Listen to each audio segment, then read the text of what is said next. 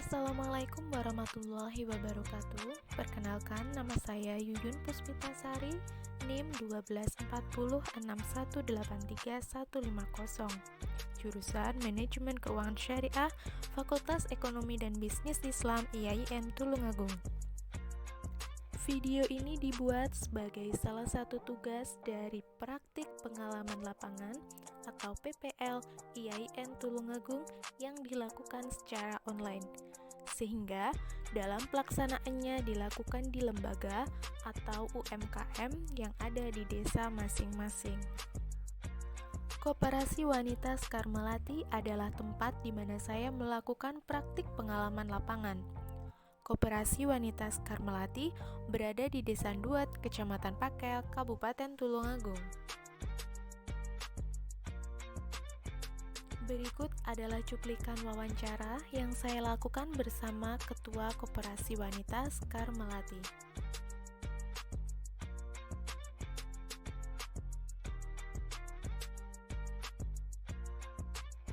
Itu atas dasar ide dari Bapak Gubernur Jawa Timur pada waktu itu, Pak Dekarwo.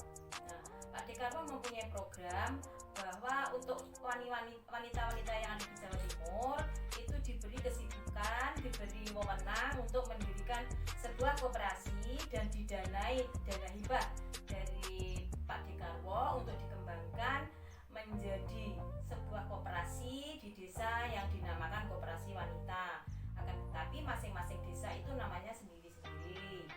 Adapun dana hibah dari Provinsi Jawa Timur pada waktu itu dari Bapak Karwo, waktu itu beliau menjabat sebagai gubernur.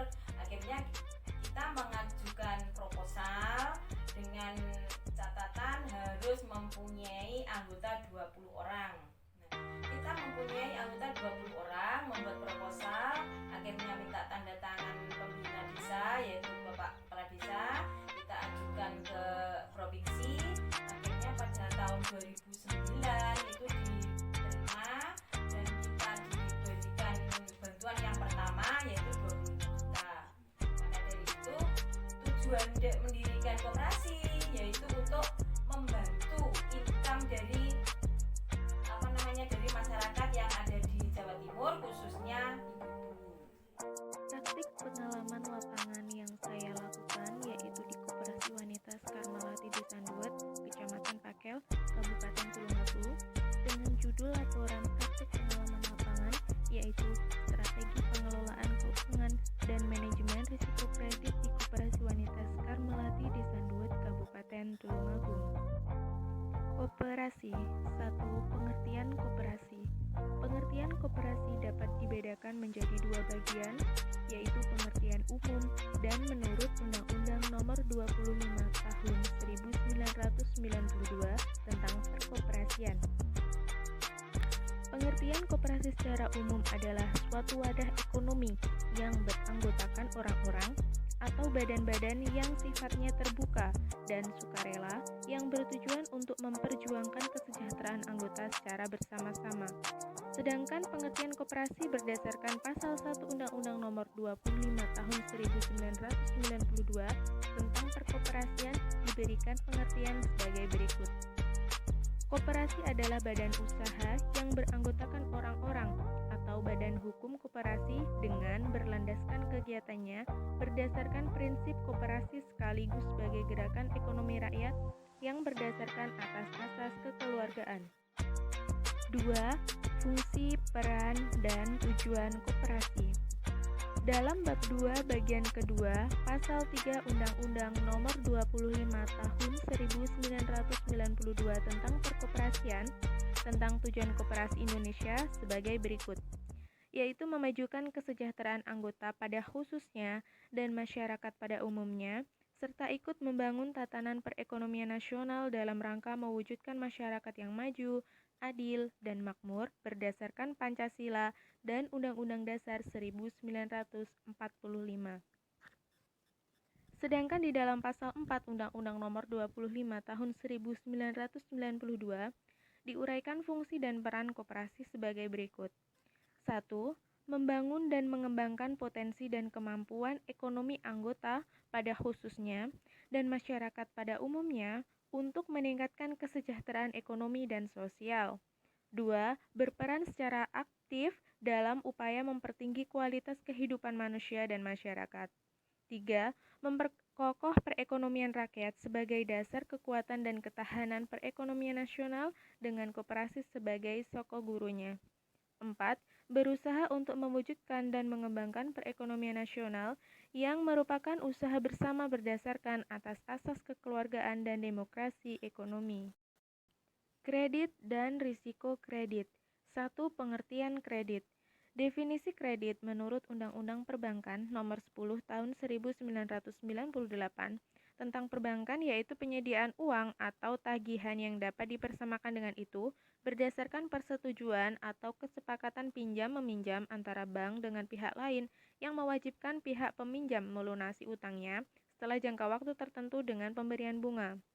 Definisi lain tentang kredit adalah penyediaan uang atau tagihan-tagihan yang dapat dipersamakan dengan itu berdasarkan persetujuan pinjam-meminjam antara bank dengan pihak lain, yang mana pihak tersebut berkewajiban melunasi hutangnya setelah jangka waktu tertentu dengan jumlah bunga yang ditetapkan.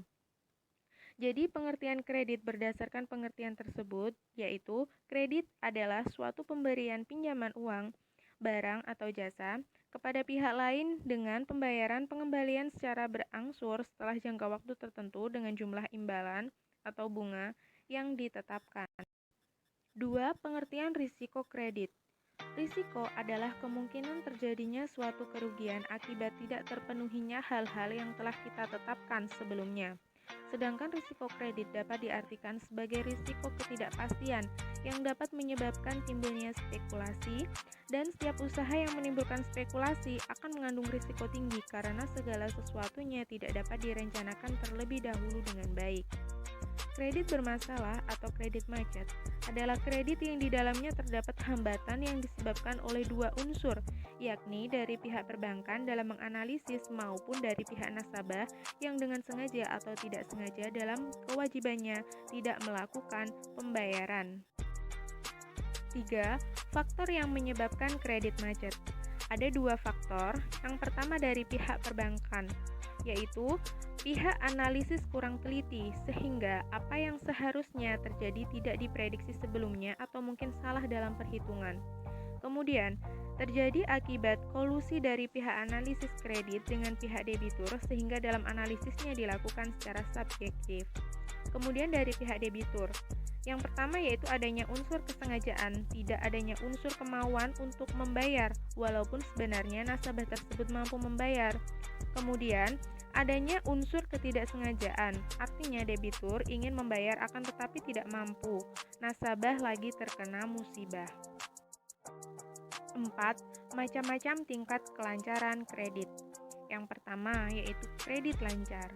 Yang kedua, kredit dalam perhatian khusus. Yang ketiga, kredit kurang lancar. Yang keempat, kredit yang diragukan. Yang kelima, kredit macet. Dan yang keenam, kredit yang diselamatkan. Pengelolaan keuangan. 1. Pengertian pengelolaan keuangan.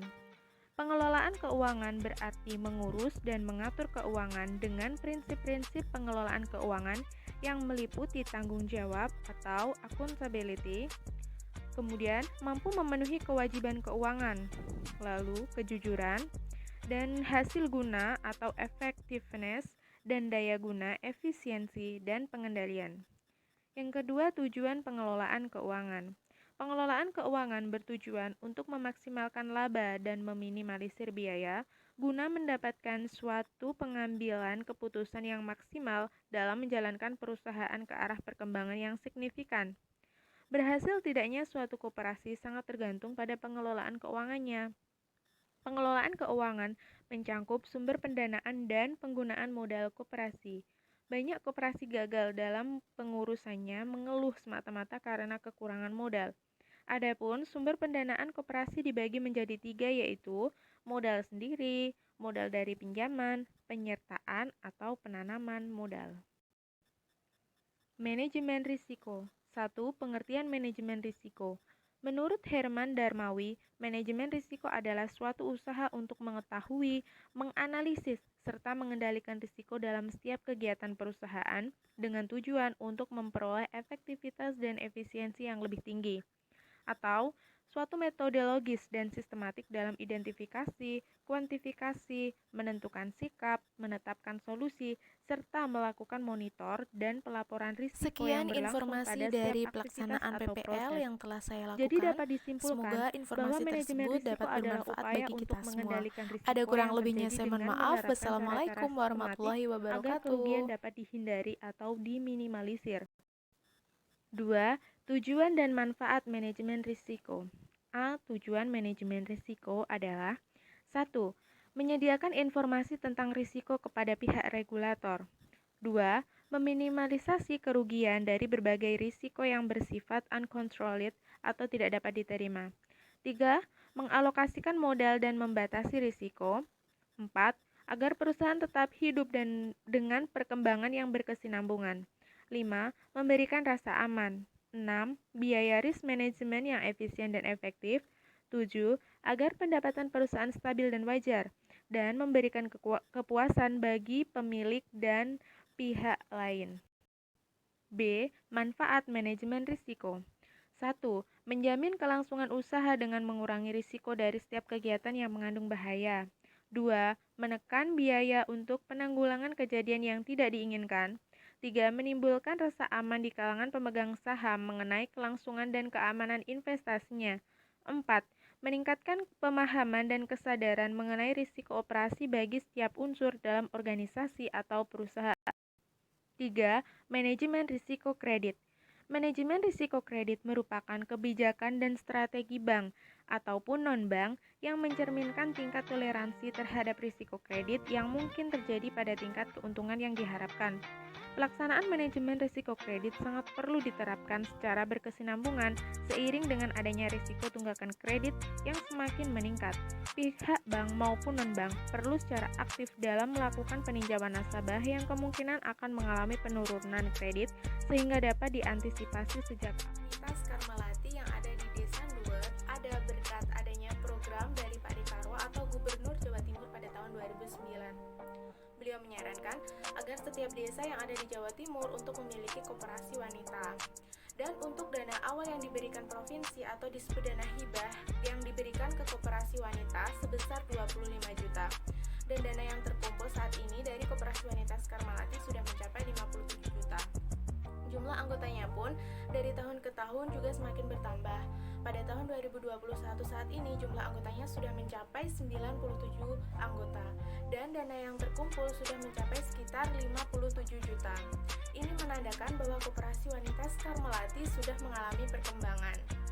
Produk yang ditawarkan di koperasi wanita Karmalati ada dua macam, yaitu simpan dan pinjam. Untuk simpanan sendiri ada 3 macam. Yang pertama adalah simpanan pokok, yang kedua simpanan wajib, dan yang ketiga simpanan sukarela. Simpanan pokok adalah besaran uang yang harus dibayar oleh anggota koperasi ketika pertama kali masuk menjadi anggota, yaitu sejumlah 20.000. Dan yang kedua adalah simpanan wajib. Simpanan wajib adalah besaran uang yang harus dibayar oleh anggota setiap bulan, yaitu sebesar 5.000. Dan yang terakhir yaitu simpanan sukarela, ini sifatnya tidak wajib. Jadi setiap anggota berhak menentukan besaran dan waktu sesuai keinginan mereka sendiri. Dan produknya yang satu lagi adalah pinjaman. Pinjaman yang diberikan oleh koperasi wanita Karmalati hanya ada satu macam, yaitu pinjaman kredit jangka pendek yang waktunya kurang dari 1 tahun. Koperasi wanita Karmalati diketuai oleh Ibu Murati. Meskipun tadi saya sudah menjelaskan bahwa koperasi wanita Karmalati terus berkembang dari tahun ke tahun, namun tetap ditemui adanya suatu permasalahan. Permasalahan yang sering terjadi di Kopuan Karmalati yaitu adanya ketidakdisiplinan dari para anggota dalam hal mengangsur. Dan tanggapan dari pihak koperasi juga membetulkan adanya hal ini. Pihak koperasi sangat menyayangkan karena permasalahan ini juga masih terjadi di koperasi wanita Karmalati. Adapun beberapa faktor yang menyebabkan para anggota telat dalam mengangsuri yaitu faktor yang utama yaitu karena efek pandemi. Efek pandemi menyebabkan usaha mereka juga mengalami penurunan dalam hal pendapatan sehingga mereka kesulitan dalam hal mengangsur. Selain karena efek pandemi, ada juga karena gagal panen. Apalagi bagi pelaku UMKM di bidang peternakan.